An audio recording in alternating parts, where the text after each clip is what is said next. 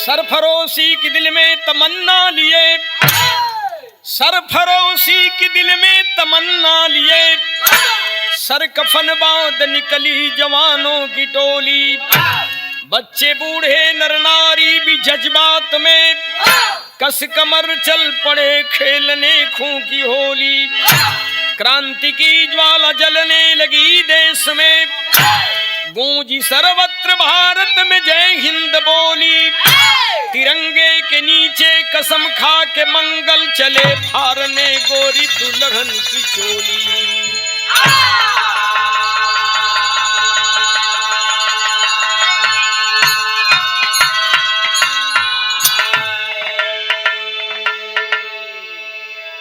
ध्यान दे प्रेमियों, 18वीं सदी की बात है। देश गुलाम था, लेकिन हमारे देश में बच्चे बच्चे आजादी के लिए तड़प रहे थे। काशी में वारेन हेस्टिंग्स का अत्याचार शुरू हो गया था। वारेन हेस्टिंग्स ने काशी नरेश महाराजा चेत सिंह पर उनके किले पे गोली चलवा दिया था। लेकिन ध्यान दे, एक ठे कवाली का तर्ज लगा था। अरे जिसके सर पे हाथ हरदम, जिसके सर पे हाथ हरदम गौस समदानी का है, और जिंदगी का क्या भरोसा बुलबुला पानी का है।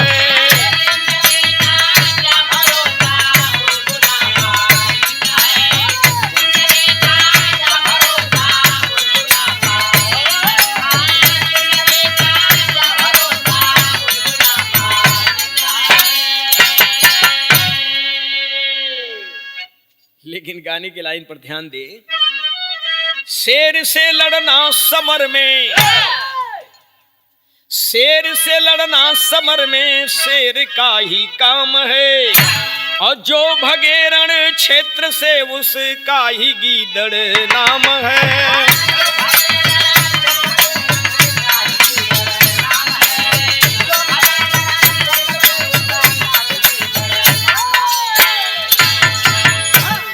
शेर से लड़ना समर में शेर का ही काम है, और जो भगे रण क्षेत्र से उसका ही गीदड़ नाम है।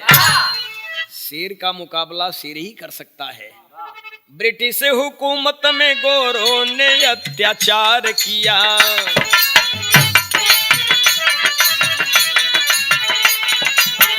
देश की जनता के संग काफी दुर्व्यवहार किया। गदर 1857 बेमिसाल हुआ, देश के कोने कोने में बड़ा बवाल हुआ। मंगल पांडे, नाना साहब, लक्ष्मीबाई ने हिलाया गोरों को कुंवर सिंह की बुढ़ाई ने। वीरता त्याटों पे ने अंग्रेजों से जंग किया, आजादी की लड़ाई को बहादुर रंग दिया।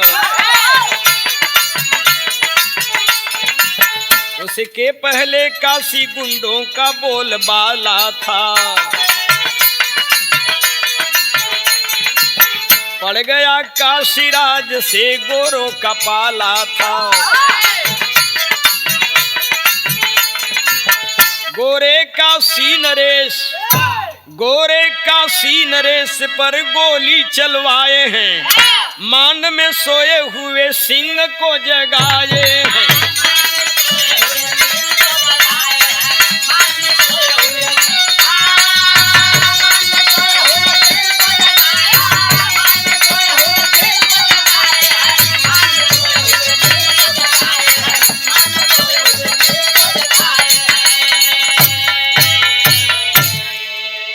गोरे काशी नरेश पर गोली चलवाए हैं और मान में सोए हुए सिंह को जगाए हैं। चलवा दिया वारेन हेस्टिंग्स गोली, लेकिन अरे भागो गोरे क्रांति वीरों, भागो गोरे क्रांति वीरों ने दिया पैगाम है, और शेर से लड़ना समर में शेर का ही काम है।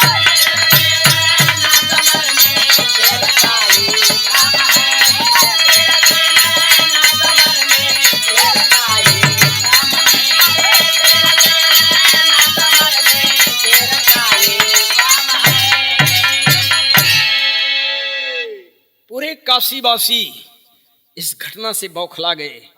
भइले काशी राज से नाराज मूछ मुंडवा,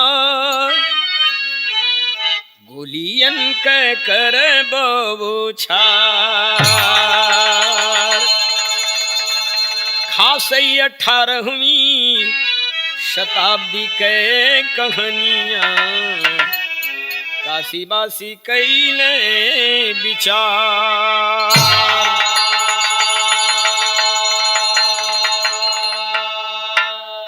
ये बात 1772 ईस्वी की है। 18वीं शताब्दी में काशी नरेश पर वारेन हेस्टिंग जब गोली चलवा दिया, पूरे काशी के लोग बौखला गए। तर्ज बदली मास्टर। अरे केहू लुटेरा केहू चोर हो जाला, केहू लुटेरा केहू चोर हो जाला, अवल जवानी बड़ा जोर हो जाला।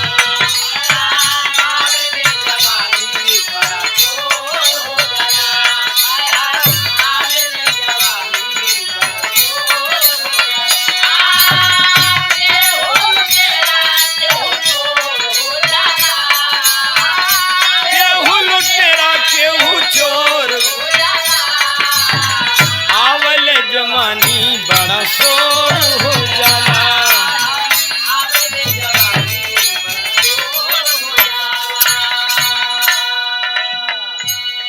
लेकिन बनारस का लोग का सोचत हुए, गोरवन का काशी में ना रंग हुई है, गोरवन के काशी में ना रंग हुई है, जम के मुछ मुंडवन से जंग हुई है।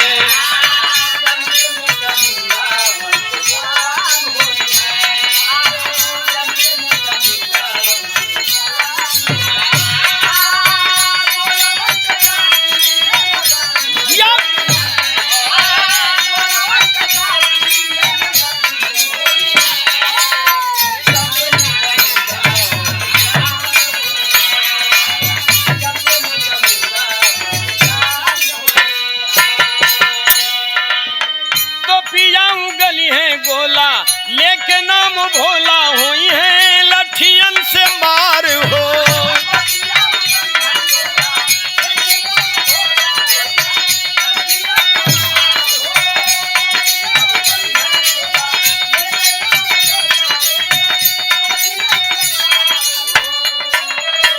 भीड़ नामी गुंडा लेके लाठी और डंडा, कितने यादव सरदार हो।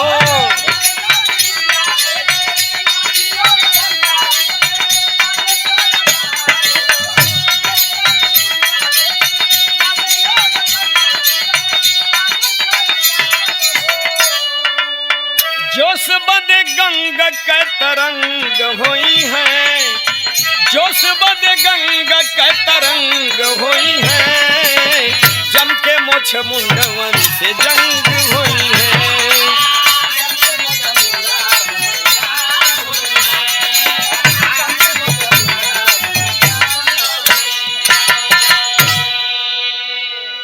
न गंगा की तरंगे उछाल मार मार करके उत्साहवर्धन करेंगी। बनारस के नौजवान सोच रहे हैं, तर्ज बदल गई मास्टर साहब। तो कैसे हैं नादान घुंघरू पायल के,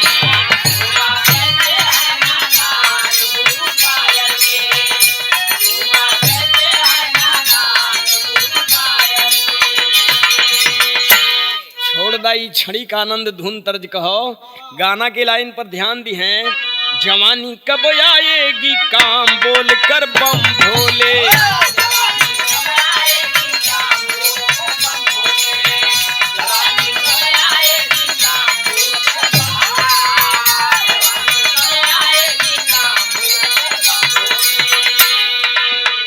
जवानी कब आएगी काम बोल कर बम भोले। जवानी कब आएगी काम बोल कर बम भोले। न होने देंगे गम की शाम बोल कर बम भोले।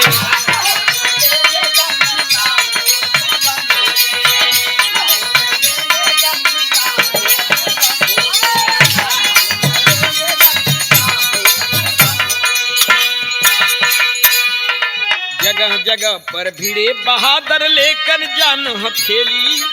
ढह काटे मारे गोरन को मच गई रे लारेली बोल कर बम भोले। नौजवान कर गए जग में नाम बोल कर बम भोले।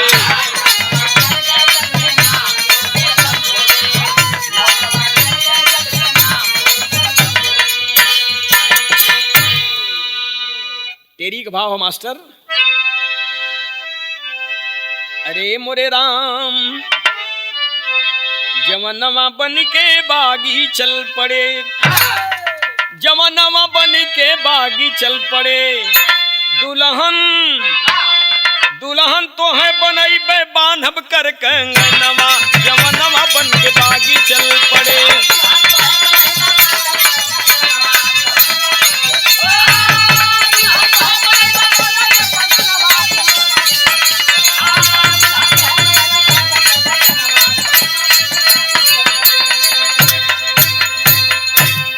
क्रांति पथिकले क्रांति दीप हर गली गली से निकल पड़े। काशी के गुंडे नागर भंगड़ भिक्षुक भी उबल पड़े। घर चाहो इज्जत गोरे तो फिर 7 समंदर पार करो।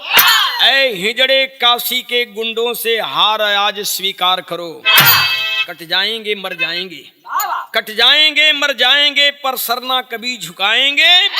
अब तो सर से हरा कफन बधा हम दुल्हन तुम्हें बनाएंगे। उस समय बनारस के 2 मशहूर गुंडे थे, दाताराम नागर और भंगड़ भिक्षुक। इस बात को लेकर, इस घटना को लेकर दाताराम नागर और भंगड़ भिक्षुक भी बौखला गए। तर्ज बदल गई मास्टर।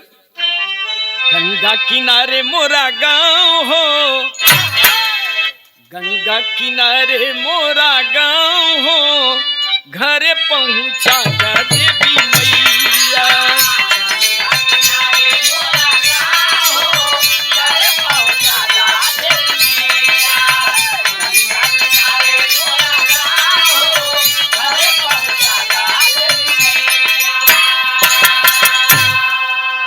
लेकिन गाने का भाव है कि जाए ना वतन के शान हो, जाए ना वतन के शान हो, बोले जैसे गंगा के लहरिया।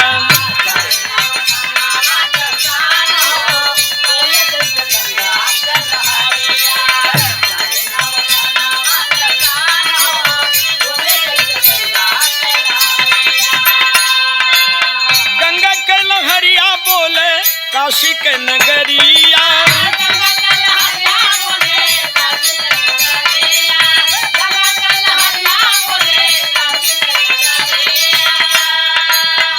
भीड़ा दाता राम नौजवान हो, भीड़ा दाता राम नौजवान हो, बोले जैसे गंगा के लहरिया।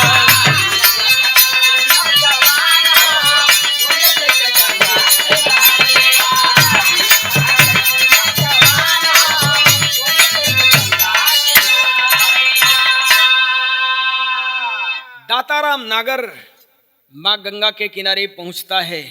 माँ गंगा को प्रणाम करता है। गंगा के जल को लेकर 1 अंजुली जल पीता है। जैसे माँ गंगा की लहरें, वो कलकल निनाद लहरों से आ रही थी, लेकिन ऐसा लग रहा था कि माँ गंगा की लहरें कह रही हैं कि देश की आन बान शान न जाने पाए।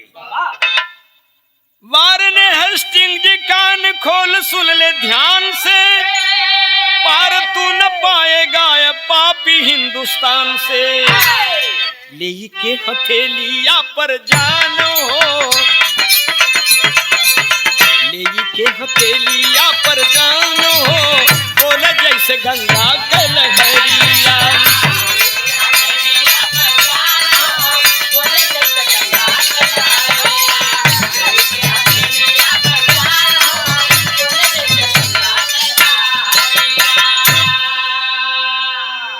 मां गंगा की लहरों ने ऐसा नागर में उत्साह भरा कि नागर लाठी लेकर वहां से चल देता है। तर्ज बदल गई। बारी उमर कमर लचकनिया, बारी उमर कमर लचकनिया, गोरिया खींचे न्यूर के पनिया, गोरी के झूले झूलनिया ना।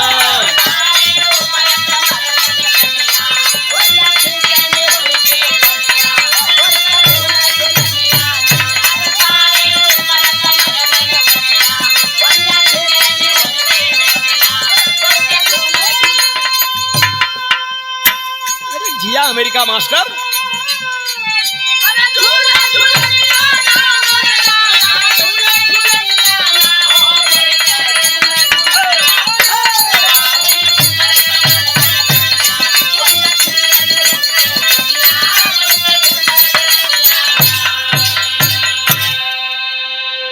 लेकिन गाने का भाव है, अरे गरजा लेके लाठी नागर, गरजा लेके लाठी नागर, बलवा नवा हो वतनवा, करबे गोरन से खाली ना।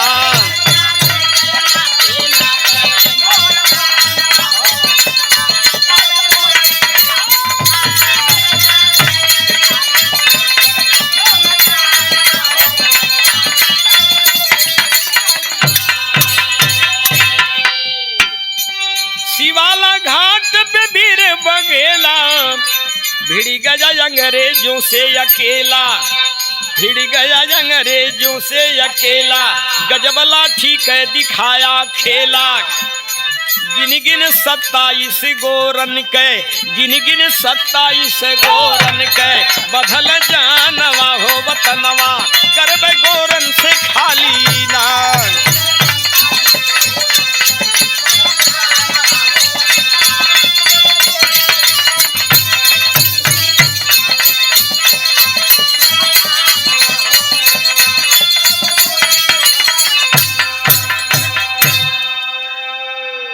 इसी वाराणसी में बाबूजी शिवाला घाट पे 27 गोरों को मौत के घाट उतार दिया नागर, लाठी से मार मार करके। काशी के गुंडे रंगबाजों का हाल फिरंगी क्या जाने, गोरे मुछ मुंडे गुंडे गुट का सही अर्थ क्या पहचाने। कहने को काशी के बासी, कहने को काशी के बासी, पर हम तो हिंदुस्तानी हैं। काशी नरेश तो राजा है, हम काशी के सैलानी हैं। अब तो हमने व्रत ठाना है, अब तो हमने व्रत ठाना है, कब्रें तेरी खुदवाएंगे और इसी शिवाला घाट के बाजू में सबको तपवाएंगे। जल्दी से भागो लंदन को, जल्दी से भागो लंदन को, अब जाग गए हैं दीवाने, परवाह नहीं है जलने की, सम्मा पचले हैं परवाने। अब तो हमने प्रतिज्ञा कर लिया है, गिन गिन करके एक एक को मौत के घाट उतारूंगा। गोलवसन के चाहे गोलिया, गोलवसन के चाहे गोलिया, पनिया बरसया पत्थरवा पहरु पहर पे खड़ा।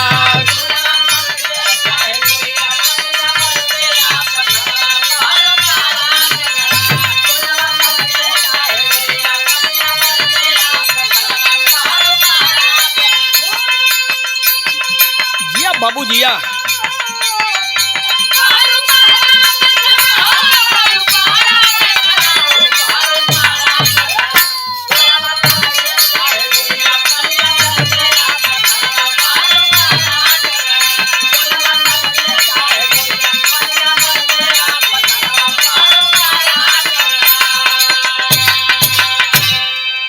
लेकिन गाना का भाव बा, पड़त नागर के समहनवा, पड़त नागर के समहनवा, गोरा भाग लेके जनवा, सब ससनवा हिलल ना।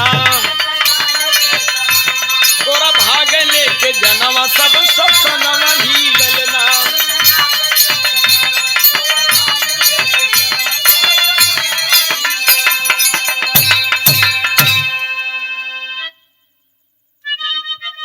करके इस घटना को वारेन हेस्टिंग जी घबराया। जिंदा पकड़ो किसी तरह से, नागर को फरमाया। राजा चेत सिंह के मनवा चिंता छाई, तो ने छनवा सब ससनवा हिलला।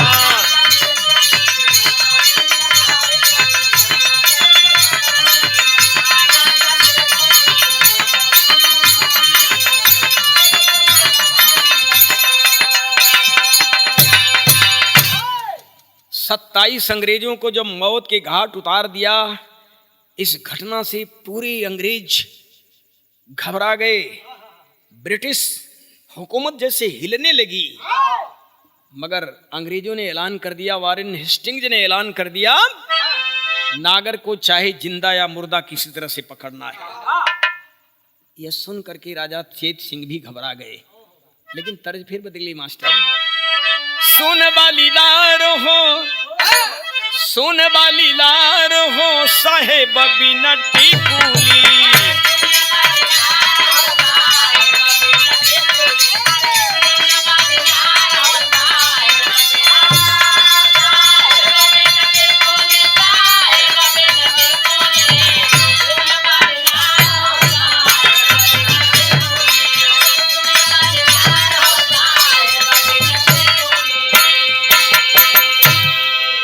टिकुली बिरल कहीं मिली है,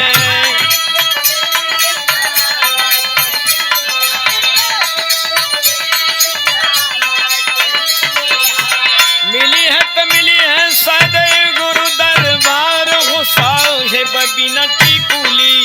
सुन वाली लार हो, साहेब बिना टिकुली।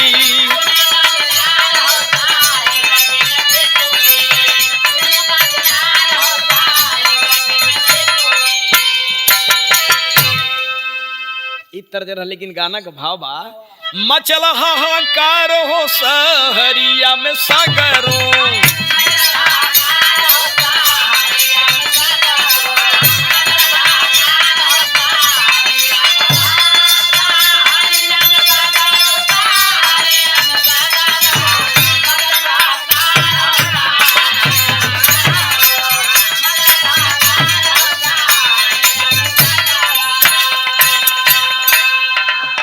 लोटा लेके शौच करने चला नौजवानवा, कठेसर जंगल में घेरे गोरा बेईमानवा।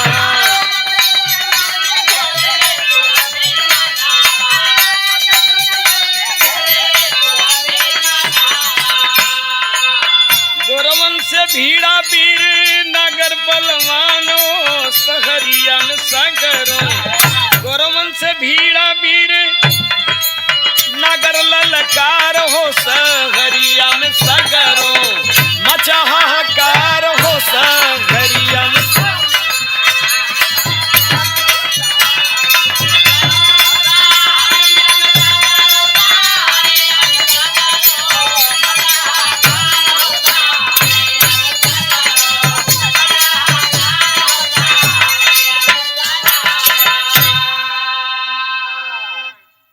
अंग्रेज फिराक में थे, चारों तरफ से खुफिया तंत्र लगाए थे। नागर लोटा का पानी लेकर कठेसर के जंगल की तरफ शौच करने चला है, लेकिन अंग्रेज घेर लिए बाबूजी। अरे लोटे से मार मार नौ को गिराया, अंग्रेजी पलटन की जड़ को हिलाया।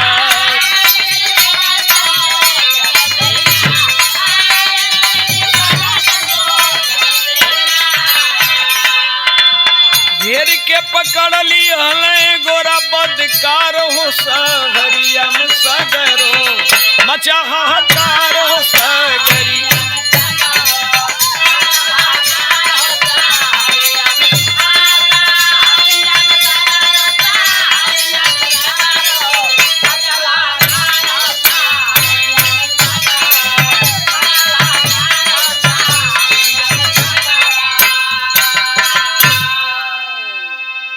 लोटा से मार मार करके कठेसर जंगल में 9 अंग्रेज सिपाहियों को मौत के घाट उतार दिया, लेकिन वारेन हेस्टिंग्स का आदेश था उसे मारना नहीं है, जिंदा पकड़ना है। जिंदा पकड़ो किसी तरह से।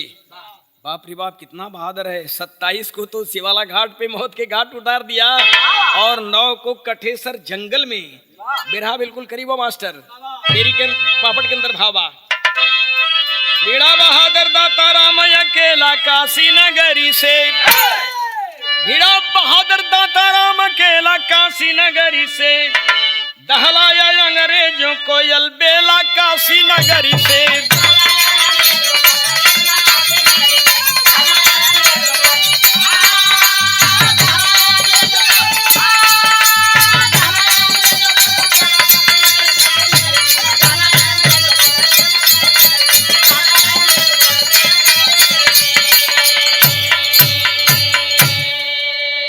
कई दर्जनों अंग्रेजों को मौत के घाट उतारा हो, पकड़ा गया नाहर धोखे से अंग्रेजों के द्वारा हो।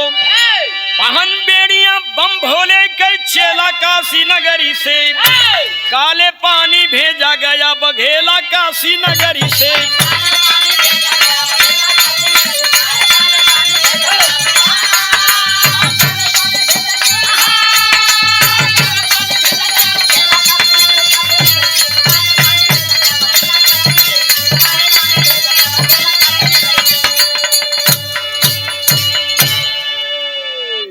घेर करके अंग्रेज बहादुर नागर को पकड़ लेते हैं बाबूजी, और नागर को हथकड़ी बेड़ी लगा करके काली पानी भेज दिए। विदेशिया के अंदर भाव मास्टर, हाथे हाथे कड़ी लागल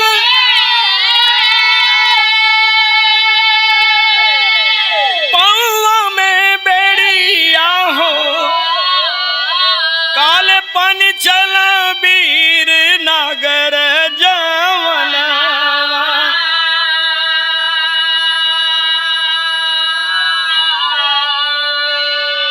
कोड़वा से मार पापी चमावा उचार लिहले, आह भी न किया मुंह से नागर बाला मनावा।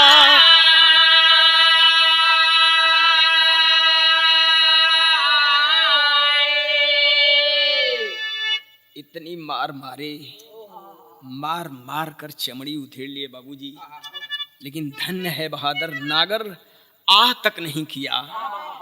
अनावा में बिठा के पापी गंगा जी के राह चलले,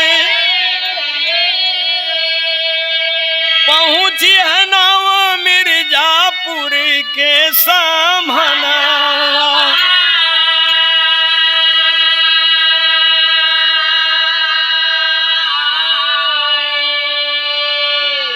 नागर की मुंह बोली प्यारी सुंदर बाई रहली, नार घाट मिर्जापुर में ढुरैली नयनवा।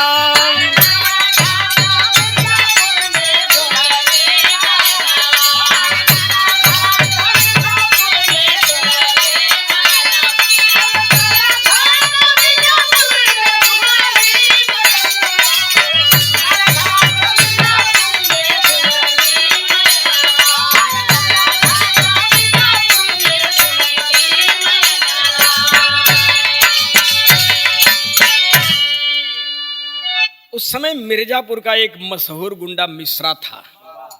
मिश्रा देहात से किसी लड़की को उठा कर लाया, उसे कस्मिन बना डाला था। लेकिन नागर जा करके मिर्जापुर में मिश्रा गुंडा को भी मारे थे। मिश्रा गुंडा को मार करके उस बिचारी के आबरू बचाए थे। नाम उसका रख दिया था सुंदर बाई। नागर हालांकि उससे उसका कोई अवैध संबंध नहीं था, लेकिन वो मने मन नागर को अपना प्रियतम मान चुकी थी। और नागर भी मौके मौके केवल उसकी देख रेख करते थे, उसकी सुख सुविधा का ध्यान रखते थे। जब सुंदर बाई को पता चला कि नागर को अंग्रेज काले पानी भेज रहे हैं, नाव में बिठा कर इसी रास्ते से जा रहे हैं, है वो गंगा जी में नार घाट की सीढ़ी पे पांव डाल के पानी में हिला हिला के रो रो के गा रही थी। देखें, शिव प्रसाद मिश्र रुद्र काशिकेय की लिखी पुस्तक है बहती गंगा, उससे मैंने इस दास्तान को लिया। उसमें ये भाव है, अरे रमनागर नैया जाले काले पनिया ये हरी।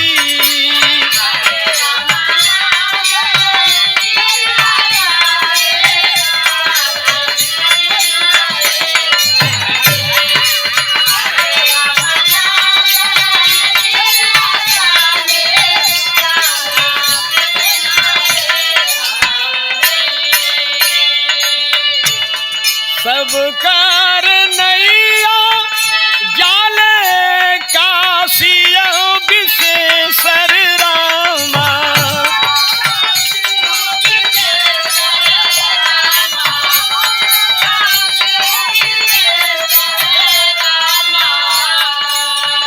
अरे रामनगर नैया जाले काले पनिया ये हरी।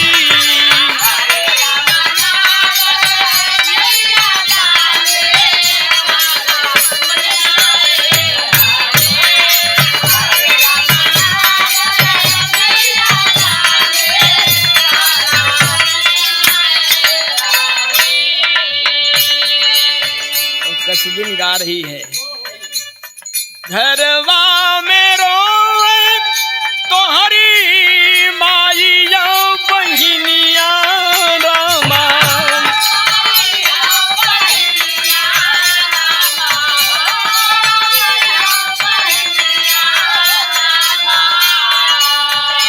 अरे रामा से जिया ऊपर रोवे बारी धनिया ये हरी।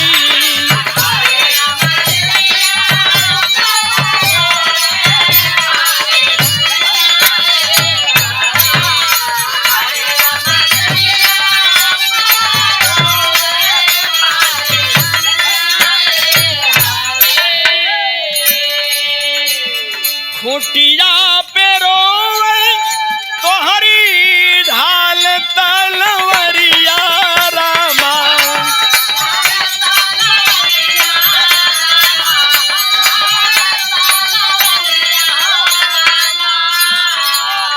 अरे रामा को नवा, अरे रामा को नवा रोवे तो हरी काड़ा बेनिया ये हरी।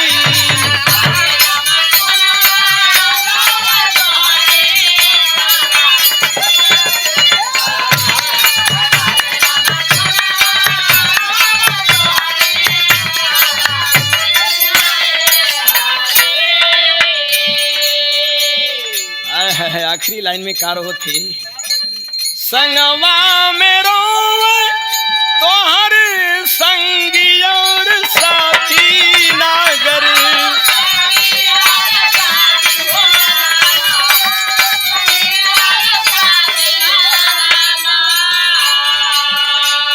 अरे रमनार घाट पर रोवे कसबिनिया ये हरी।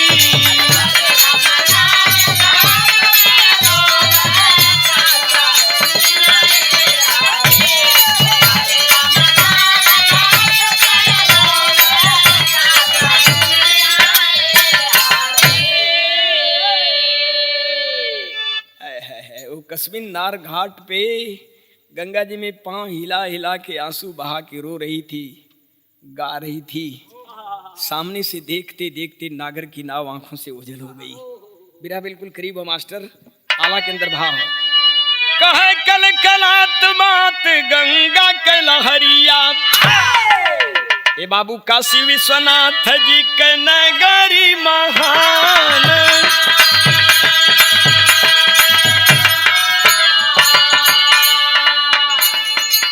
सच्चा दरबार कलाकार वीर ज्ञानी कितने हुए हैं यहाँ नामी पहलवान। हुए क्रांतिकारी वीर शेखर और लाहिड़ी, शास्त्री जी का जाहिर बाट जग में ईमान, शेरवा को मारे वीर बचऊ बघेला, दंग रह गए थे देख गोरे शैतान, काशी की नगरिया के शेर दोनों वीरवा, भंगड़ भिक्षुक दाता राम नागर बलवान, गया वीर दाता राम नागर काले पनिया, बौखलाया इधर भंगर भिक्षुक नौजवान, पंचगंगा घाट की मढ़ी में भीड़ा बीरावा, मार मार गोरवन को किया खरिहान, चलना ही चारा गोरा सियरारी सही ने, घेर चारी ओर से मढ़ी को बेईमान,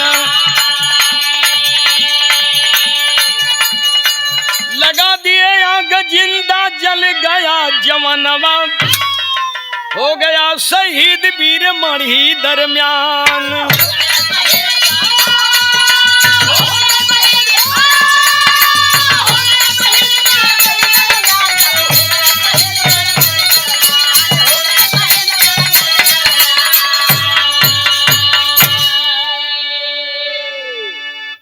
बाबूजी अंग्रेज दाताराम नागर को काले पानी भेज दिए, लेकिन उसके काले पानी चले जाने के बाद नागर का दोस्त भंगड़ भिक्षुक बौखला गया और भंगड़ भिक्षुक भिड़ गया पंचगंगा घाट की मढ़ी में।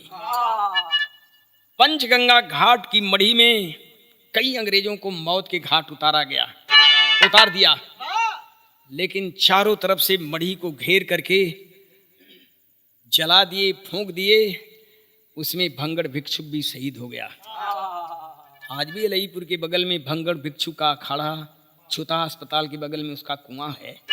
ऐतिहासिक घटना है, कोई कपोल कल्पित कहानी नहीं है। हो गया शहीद वीर मढ़ी दरमियान।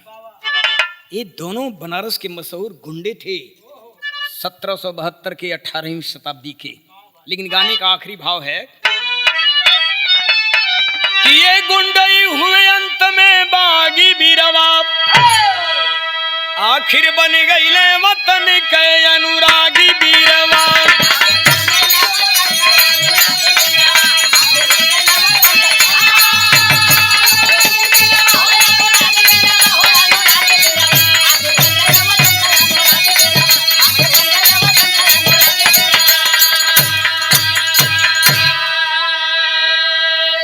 आज भी कायम दोनों के काशी में निशानी हो, लेकिन लिख ना पाया तवारीख उन वीरों की कहानी। मातृभूमि की ममता तन में जागी बीरवा, आखिर बन गईले वतन के अनुरागी बीरवा।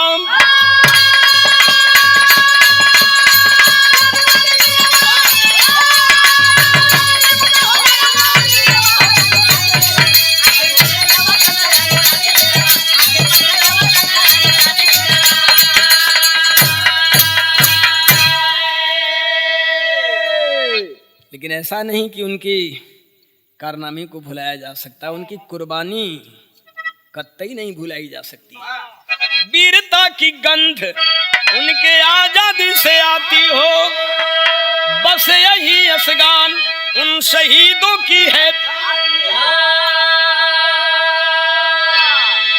वतन की सेवा में उनकी लागी बीरवा, आखिर बन गईले वतन के अनुरागी बीरवा।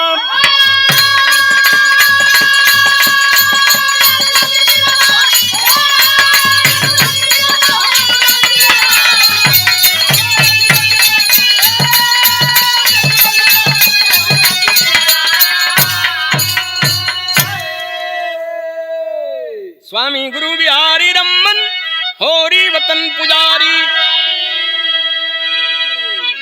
हीरा लक्ष्मी कवि मंगल सींचे गुरु के फूल।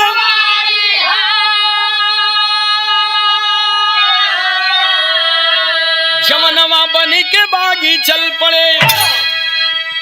लिखे कवि मंगल पूजा सदगुरु के चरणवा, जमन